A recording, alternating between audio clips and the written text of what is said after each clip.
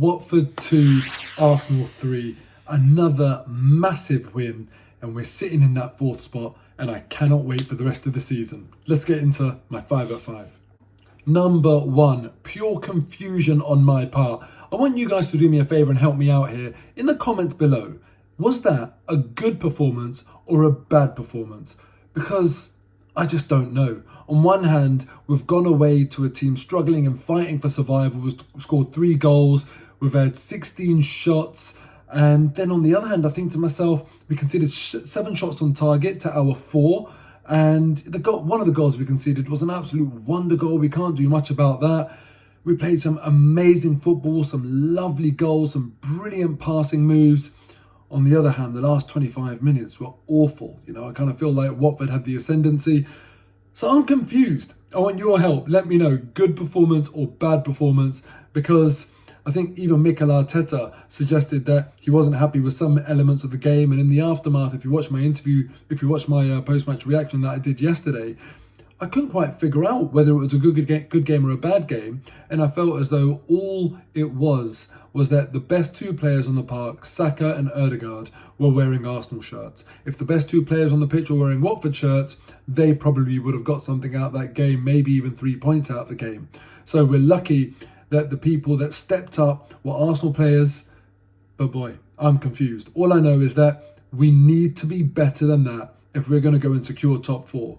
With some of the big games that we've got remaining in our remaining 13 Premier League games, it's not going to be possible to play like that and have that many flaws in our game and not have better opposition take advantage of it. Anyway, your comments below.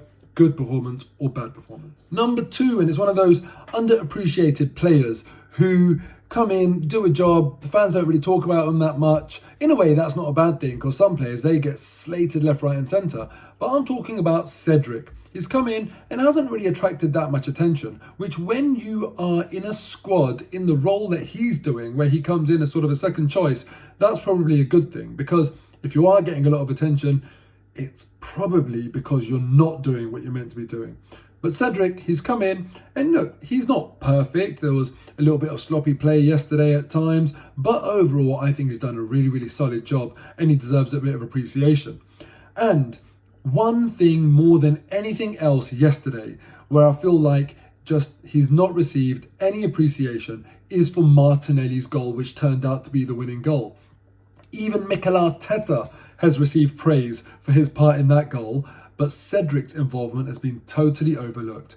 The ball goes out of play, Mikel Arteta grabs it, chucks it to Bukayo Saka. Within less than a second, Saka has released that ball, and that is because Cedric has made an incredible run. And we're talking about deep into the second half here. So the effort, the awareness and the desire from Cedric to try and influence the game, I think is absolutely brilliant. He's made a really good run, and it's only due to that counter-attack was on. If Saka didn't have a really clear option, then he would have sort of taken a bit more time. And often in football, I talk about forcing someone else to give you that pass. And that's exactly what Cedric did there. And then by the time Martinelli actually scores a goal, Cedric's in an offside position. Obviously, he's not involved in play, but he's the furthest man forward. He's taken that pass from Saka, run through, and then obviously the one-touch football was absolutely beautiful, but none of it would have happened without Cedric. Well done to Cedric. It doesn't go unnoticed. Number 3, and Watford's second goal. Now look, Ben White could have done a lot better with Sissoko and didn't really do enough in my book. But when you go back to the start of that goal and you see how that came about, Careless Xhaka was involved both on the ball and off the ball.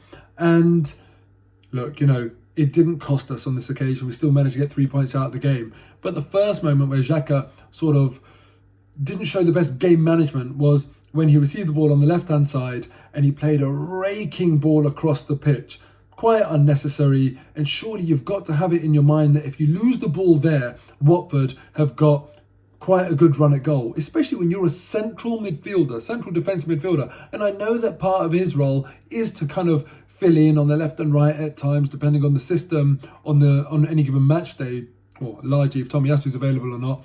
But the point is, Xhaka is a central player. When you're not in your central position, surely you've got to have that intelligence that you can't be risking those sort of cross-field passes, especially 87 minutes into the game. Now, when Watford do get the ball from Xhaka's loose pass, he then tucks inside into his position and gets there or thereabouts on Sissoko, but at no point does he seriously take responsibility for Sissoko or have that defensive awareness and diligence. He leaves enough of a gap for Sissoko to be found, and then the rest is history, and Watford go and score and make it a much closer game than what Arsenal fans were hoping for at that time. My question to you, Granit Xhaka, yesterday showed what we already know about him. I thought overall he was okay, but again, he has those moments. Do you replace him in summer, or are you happy with that Partey Xhaka pivot in centre midfield, and would you be happy to keep that? If you do want to replace Xhaka, who do you want to sign? Comments below. Number 4, and again, it's about the race for the top 4, but more specifically, goal difference. It was another really productive weekend for Arsenal with rivals dropping points. West Ham, they lost against Liverpool. Man United, they lost against Man City. Some 2 very, very tough games for our rivals. And we will have some tough games coming up. But the weekends where they're dropping points, I'm glad Arsenal are winning and pulling away.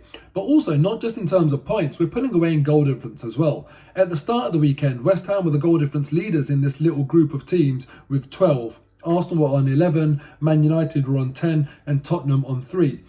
West Ham lost 1-0 to Liverpool, they're now on 11. Man United, their goal difference took a hit of 3, they're now on 7. Arsenal are now on 12 after that 1 goal margin of victory against Watford, and Tottenham obviously still yet to play are on 3. If it comes down to goal difference at the end of the season in that race for top 4, it will be weekends like this where we are going to be very, very relieved. We need to keep it tight at the back and make sure that we get a bit more distance in our goal difference, because we've got some very, very tough games to play, but very productive weekend for Arsenal in that top 4. Number 5, and yes, as you can see, inconsistent Arsenal. And you must be wondering, what are you on about, Mo? We've got 25 points from our last available 30 points in the league. How can you say Arsenal are inconsistent? Well, look, after years and years of complaints about Arsenal's inconsistency on the pitch, unfortunately now I'm talking about Arsenal's inconsistency off the pitch. And that is because Arsenal very rightly shared a social media post saying football stands together with an armband sporting the colours of the Ukrainian flag. Now look, a lot of you know me, I'm very happy Arsenal did that. I feel like Arsenal should champion important causes because we have a big impact in terms of our reach and our ability to influence as a football club. But the inconsistency comes in because when Mesut Ozil spoke up in defence of Uyghur Muslims that are being persecuted and have untold horrors subjected against them, unfortunately Arsenal then spewed out the line, as a football club, Arsenal has always adhered to the principle of not involving itself in politics. Let that sink in. How can Arsenal go from saying we adhere to the principle of not involving ourselves in politics and then go and share that image saying football stands together with what is going on in Ukraine? Now, this is not for me for 1 second saying I don't want Arsenal to share that image, sharing their support for Ukraine. I absolutely do want that. But what I cannot understand for the life of me is the inconsistency and the hypocrisy there of Arsenal Football Club to say football stands together after saying we do not involve ourselves in politics. I'm absolutely lost. So if you can help me understand how Arsenal are saying that when it comes to the Uyghur Muslims and now saying this when it comes to the Ukrainians, please help me out and put it in the comments below, because as far as I'm concerned, that is some disgusting hypocrisy from the club that I love. Thank you as ever for tuning in to the 5 at 5. If you haven't, please do subscribe. Looking forward to seeing you next time, and hopefully it will follow yet another win.